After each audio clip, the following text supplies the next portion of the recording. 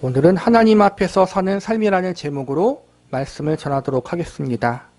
오늘 우리가 배우게 되는 전도서 7장은 우리가 인생을 살면서 겪게 되는 여러 가지 일들에 대하여 이야기하고 있습니다.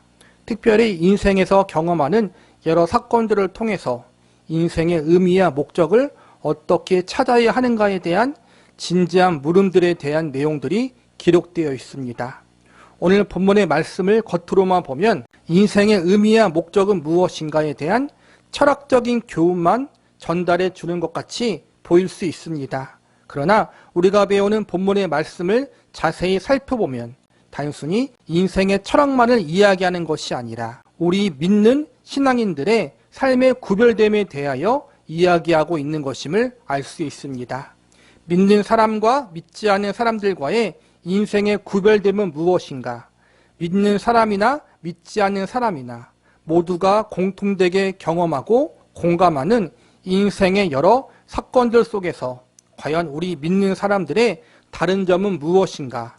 이러한 교훈과 가르침을 담고 있는 것이 오늘 본문의 말씀인 것입니다.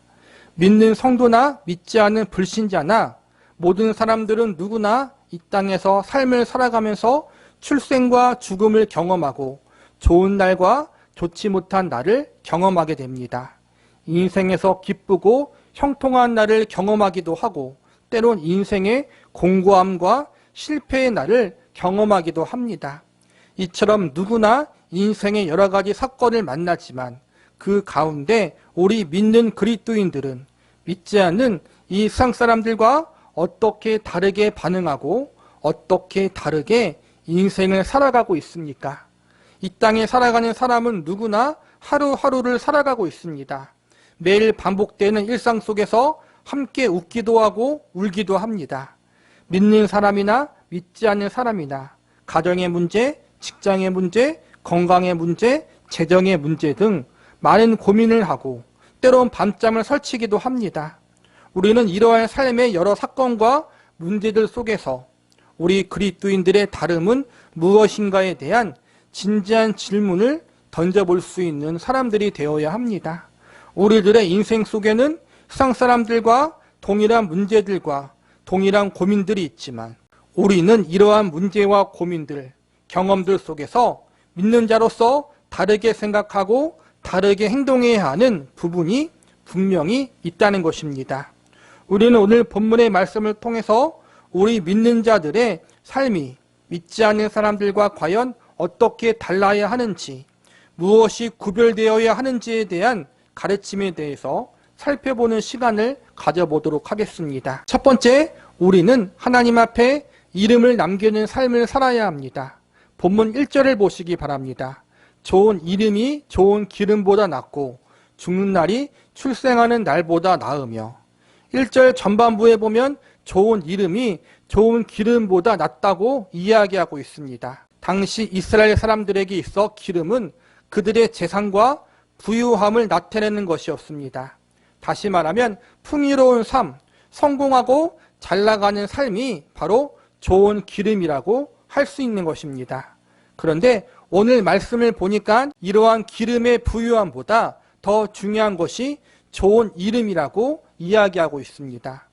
우리가 알아야 할 것은 성경에서 말하는 좋은 이름이란 단순히 문자로 쓰이는 사람의 이름, 석자만을 가리키는 것이 아니라는 것입니다. 성경에서 말하는 이름이란 나의 존재와 인격을 상징합니다. 다시 말해서 좋은 이름을 남긴다는 것은 이 세상에서 내가 어떠한 존재로서 어떠한 인격의 삶을 살았는가, 어떠한 가치를 가지고 인생을 살았는가를 나타내는 것입니다. 그래서 오늘 전도서 기자는 우리에게 좋은 기름의 부유함보다 이 땅에서 우리가 어떠한 인격과 삶의 가치를 가지고 사느냐가 더 중요하다고 이야기하고 있는 것입니다. 성경에 보면 이름에 대하여 참으로 많은 이야기가 나옵니다. 그 중에서 구약의 출애굽기를 보면 하나님께서 모세를 부르시면서 내가 이름으로 너를 알았다라고 말씀하십니다.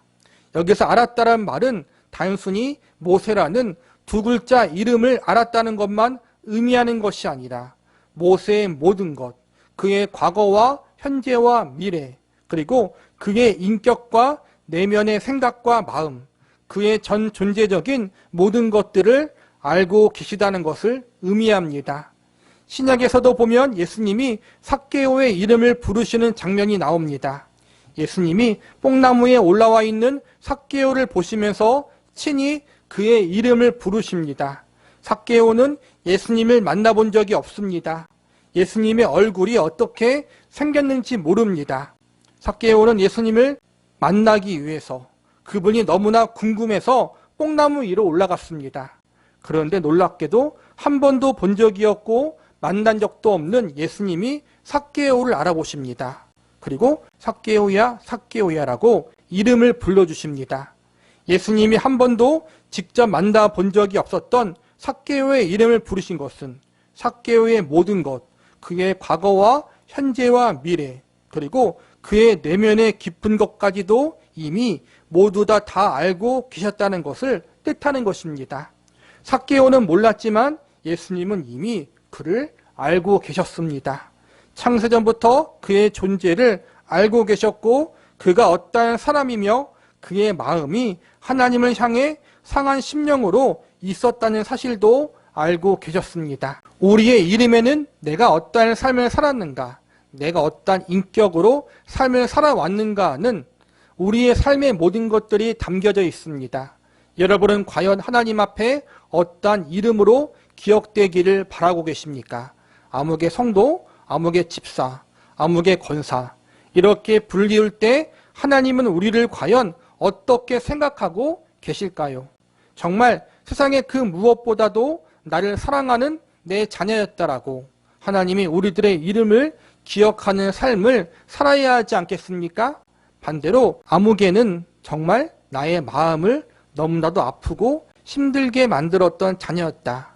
이러한 기억으로 남는다면 너무나도 죄송스럽고 안타까운 일이 아니겠습니까? 기름은 귀한 것입니다. 오늘날로 말하자면 세상의 부귀와 영화를 상징한다고 말할 수 있습니다. 그런데 하나님은 우리가 얼마나 부귀 영화를 누리며 잘 살았는가를 중요하게 보지 않으시고 우리의 이름, 우리가 하나님 앞에 어떠한 믿음의 삶을 살았는가를 더욱 중요하게 보고 계십니다. 세상이 주는 쾌락과 부유함보다 우리 신앙인들에게 있어 더 중요한 것은 나는 하나님 앞에 어떠한 이름을 만들어가고 있는가입니다. 우리의 주님이 되시는 예수님이 바로 이러한 삶을 사시지 않았습니까? 우리 예수님께서 우리에게 남기신 것 가운데 가장 위대한 것이 바로 그분의 이름이었습니다. 그분은 세상에 좋은 기름이 아닌 좋은 이름을 남겼습니다. 예수 그리스도의 이름보다 더 존귀하고 아름다운 것이 어디 있습니까? 우리는 이 이름으로 구원받았고 이 이름으로 기도하고 이 이름을 전파합니다. 예수님의 이름 자체만 중요한 것이 아니라 그분의 인격과 그분의 존재, 그분의 이름 속에 담겨있는 놀라운 모든 것들이 존귀하고 중요한 것입니다. 성경은 그분이 하나님의 본체시나 하나님과 동등됨을 취하지 않으시고 자기를 비워 종의 형체를 가져 사람들과 같이 되었다라고 말씀하고 있습니다. 그리고 모든 만물이 예수님 이름 앞에 무릎을 꿇게 하신다고 증언하고 있습니다. 자기를 비워 종의 형체를 가지신 예수님. 그분은 영광의 보좌를 내어버리고 존귀한 위치를 내어버리고 이 땅에 오셨습니다. 그분은 종과 같이 낮아지는 삶을 사셨습니다. 그러나 그분은 그분의 이름을 온 세상에 남기셨습니다. 우리는 과연 세상의 부요를 추구하는 사람입니까? 아니면 정말 하나님 보시기에 합당한 인격과 가치를 추구하는 사람입니까? 우리가 구원받는 순간, 우리가 예수 그리스도를 구주로 믿고 영접하는 순간, 복음을 받아들이고 예수님을 신뢰하는 그 순간 우리에게 일어나는 놀라운 사건이 무엇인지 아십니까? 그것은 하나님께서 우리의 이름을 하늘나라의 생명책에 기록한다는 사실입니다. 하나님께서 우리의 이름들을 모두 기억하고 계십니다. 특별히 모든 그리스도인들의 이름을 존귀하게 여기고 계십니다. 그러나 하나님이 나의 이름 석자만 기억하신다는 사실만으로 만족해서는 안 됩니다. 우리 이름이 하나님 보시기에 합당한 이름들이 되어야 합니다. 하나님을 사랑하고 우리의 주님이신 예수님의 인격과 성품을 닮아가는 사람들이 되어야 합니다. 우리의 이름 석자가 하나님 앞에 믿음과 헌신과 순종의 삶을 살았던 사람으로 기억되어야 합니다. 또한 동시에 우리의 자손들에게, 후손들에게, 후배들에게, 이웃들에게 사랑과 자비와 겸손의 사람으로 우리들의 이름이 남겨질 수 있는 사람들이 되어야 합니다. 저와 여러분 모두 하나님 앞에서, 그리고 우리의 이웃들 앞에서, 후배들 앞에서 믿음의 사람이요 주님을 닮은 인격과 성품의 사람으로 우리들의 이름이 기억될 수 있는 은혜가 있기를 간절히 소망합니다. 둘째로 우리는 하나님 앞에서 내 삶을 진지하게 살아야 합니다. 본문 2절을 보시기 바랍니다. 초상집에 가는 것이 잔치집에 가는 것보다 나으니 모든 사람의 끝이 이와 같이 됨이라. 산자는 이것을 그의 마음에 둘지어다. 1절 후반부에서는 죽는 날이 출생하는 날보다 낫다고 나와 있고 2절에서는 초상집에 가는 것이 잔치집에 가는 것보다 낫다고 나와 있습니다. 우리는 본능적으로 죽는 날보다 출생하는 날을, 초상집에 가는 것보다 잔치집에 가는 것을 좋아합니다. 그러나 오늘 본문에 보니까 잔치집보다 초상집에 가는 것이 낫고 죽는 날이 출생하는 날보다 낫다고 이야기합니다. 이 말씀들은 인생의 심오한 교훈들을 담고 있는 말씀이라고 할 수 있습니다. 잔치를 즐기지 말고 생일날을 기뻐하지 말라는 것이 아니라 죽음이란 삶의 결산을 통해 우리들의 인생을 좀 더 진지하게 살아야 한다는 교훈을 주고 있는 것입니다.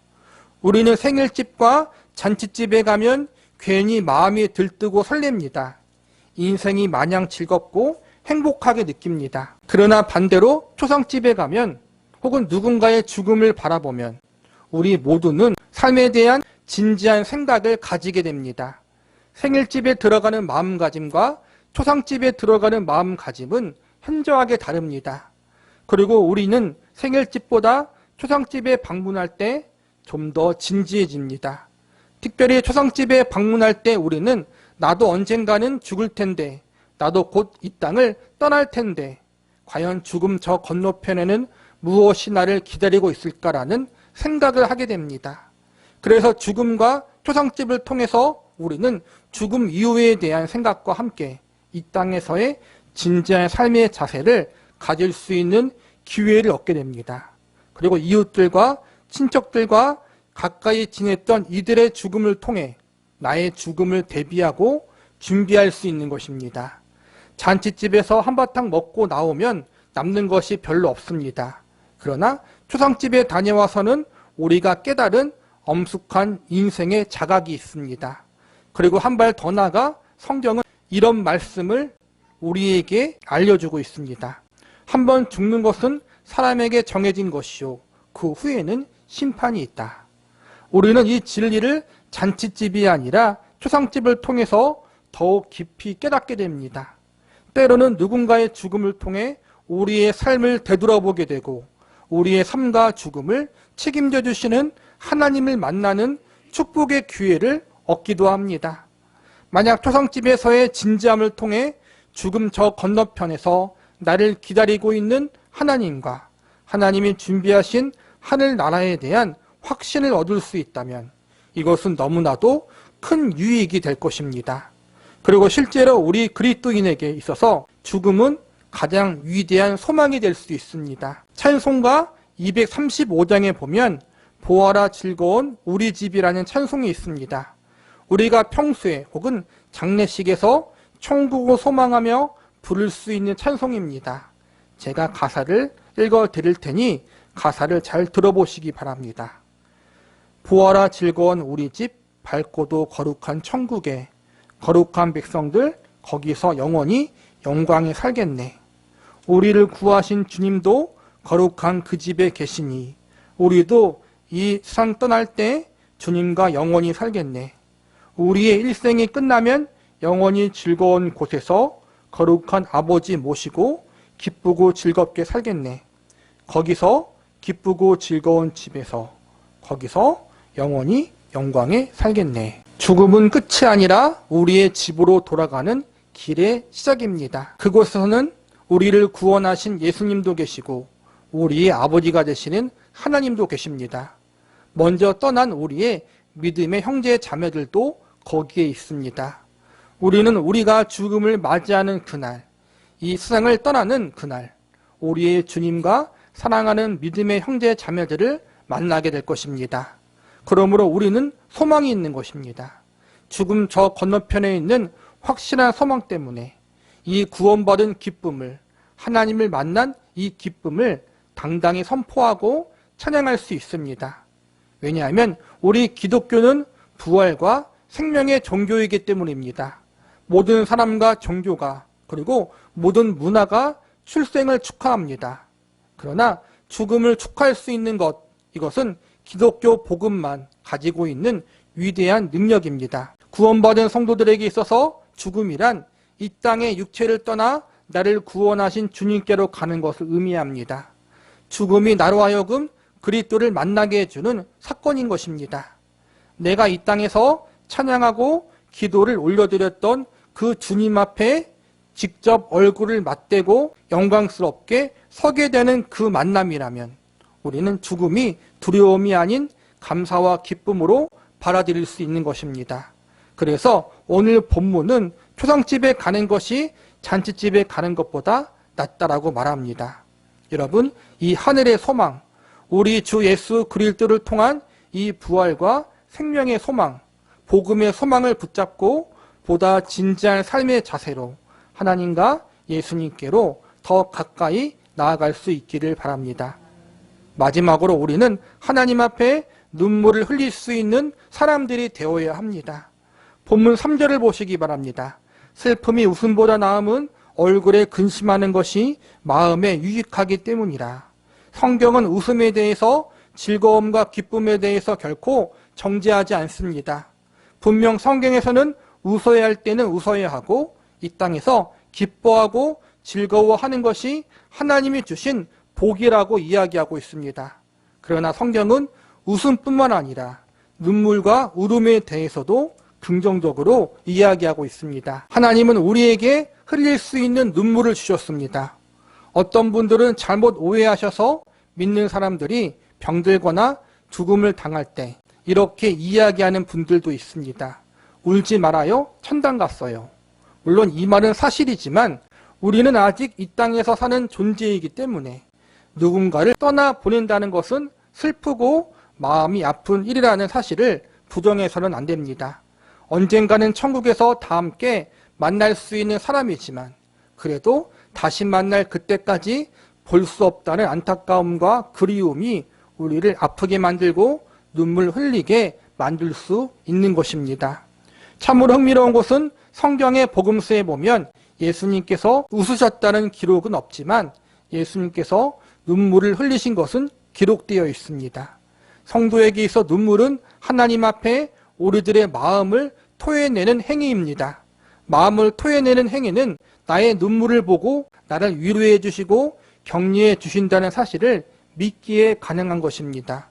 성도에게 있어서 하나님 앞에 흘리는 눈물은 자신의 고통과 아픔을 아시는 하나님, 그 하나님께서 성도의 눈물의 기도를 외면하지 않으신다라는 확신을 근거로 하는 믿음의 행위라고 말할 수 있습니다.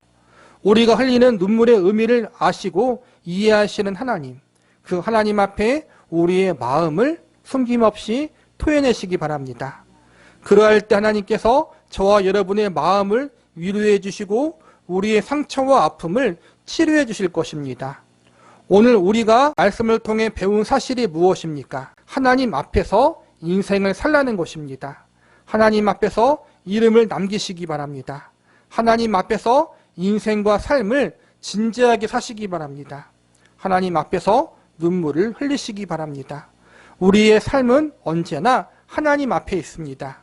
이 하나님은 저와 여러분의 삶을 아시고 우리의 과거와 현재와 미래를 책임져 주시는 분이십니다. 우리의 이 땅에서의 삶뿐만 아니라 저 세상에서의 삶까지 영원한 삶을 책임져 주시는 분이십니다. 그리고 우리의 눈물을 아시고 우리 내면의 깊은 상처와 아픔을 다 이해하시고 위로해 주시는 분이 바로 하나님이십니다. 그 하나님 앞에서 우리들의 인생을 믿음으로 살고 또한 세상 사람들과 구별되게 사시기 바랍니다. 세상 사람들은 하나님을 의식하지 않습니다. 그들은 하나님이 그들의 주인 되심을 부정합니다. 그러나 우리는 다릅니다. 우리의 이름을 아시는 하나님 앞에 믿음으로 진지한 인생을 살아가시기 바랍니다. 우리의 인격과 성품이 주님을 닮아가는 삶을 살아가기를 기대하고 소망하고 기도하시기 바랍니다. 하나님 앞에서 내 마음을 솔직히 토해내고 내 눈물을 쏟아놓을 수 있는 그런 사람들이 되시기 바랍니다. 우리 그리스도인들의 특권, 그것은 바로 하나님이 나와 함께하고 계시다는 사실을 알고 있다는 것입니다. 내 인생이 하나님 앞에 있습니다. 내 삶이 하나님의 장중에 붙잡혀 있습니다. 이 사실을 인정하고 고백하며 내 인생의 주인 되시는 하나님 앞에 믿음으로 인생을 살아가는 것, 이것이 바로 저와 여러분에게 주어진 특권이고 은혜입니다. 이러한 사실을 기억하면서 2024년도 새해에는 더욱더 하나님 앞에 믿음으로 진지하게 인생을 살 수 있는 은혜가 있기를 소망합니다. 우리들의 이름을, 우리들의 인격과 성품을 하나님 앞에 남기는 삶, 하나님 앞에서 성실하게 진실되게 믿음으로 살아가는 인생, 내 모든 걸 아시고 이해해 주시는 하나님 앞에 눈물 흘리며 우리의 마음을 쏟아놓을 수 있는 꾸밈과 가식이 없는 그러한 정직한 삶을 살아나가는 2024년 한 해가 되기를 간절히 소원합니다.